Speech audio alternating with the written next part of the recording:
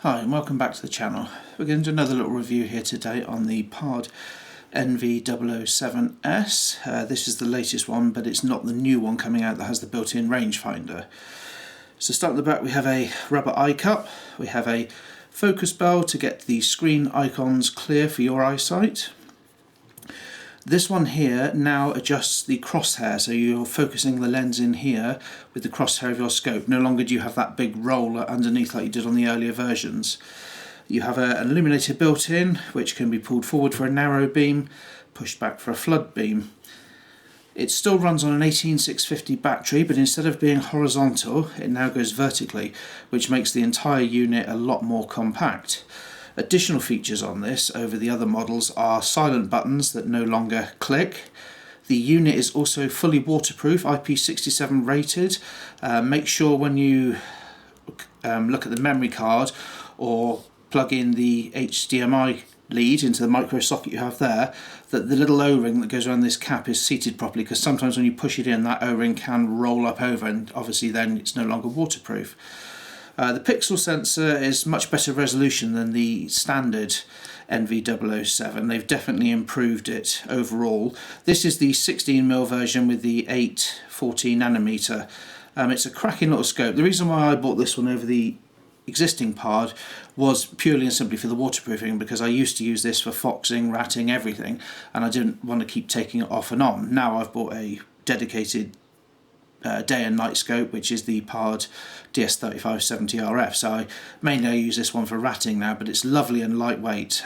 It takes cracking video. It does vary depending on the scope you put it on. Obviously I've got it mounted on my air rifle with a really cheap Hawk scope, because you've got to remember this camera is looking through all the lenses in your scope, whereas a dedicated digital scope is just literally looking at the object. It's very comfortable to use, it's lightweight, it's got a nice feel to it. One of the added advantages is when you buy the additional collars now over the old PARD, instead of using electrical tape to take up the slack, they now include shims with the kit. So your mounts will just twist and rotate and lock on, and then you would use the shim or whatever you needed to fit the back of your scope. But this is obviously the 48. You can get different sizes of this depending on the size of your scope bell. It is a cracking little unit.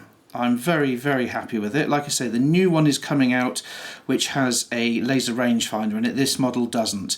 You do have a mini pick rail on the top if you wish to bolt on any accessories, torches, whatever. And the UK version, you no longer have the laser pointer, because the UK Fun Police decided we shouldn't have one of those. Not that I ever used it anyway. But yeah, it is a cracking little unit. Very good footage. I will include some at the end of the video, and I will show you what it's like. So I would say the onboard IR on this, I mean, I've got some footage that will come at the end which will show you looking at stuff about 176 meters, so you're looking nearly 200 yards with the standard IR, but that's on maximum IR, and the focus of the IR lamp pulls to narrow the beam, so you're getting the strongest beam. Unfortunately, when you do run it at that level, you do eat the batteries quite quickly. So to be fair, it's better if you use this in conjunction with a different IR torch. I use a Black Sun Dark Engine. That's a brilliant little torch. The PBIRLs, the Solaris SLX, I think it is, they're all brilliant torches, and they really bring this thing alive and magnify your range so much more. So that's a quick little review. It's a nice little looking unit, short and compact. Let's see what the footage is like.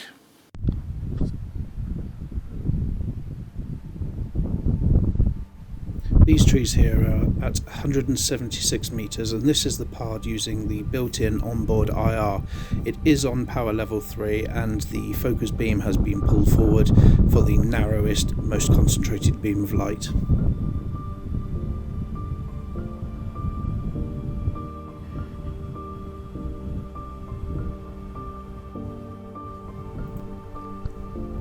IR1, IR2, and IR level 3 at 176 meters. The corner of the barn here is exactly 100 meters from my property, and as I pan over to the telegraph pole, that is actually 131 meters from my property, and as you can see on IR3 it's clear as day. Now we'll switch over to the Black Sun Dark Engine IR torch and compare the differences.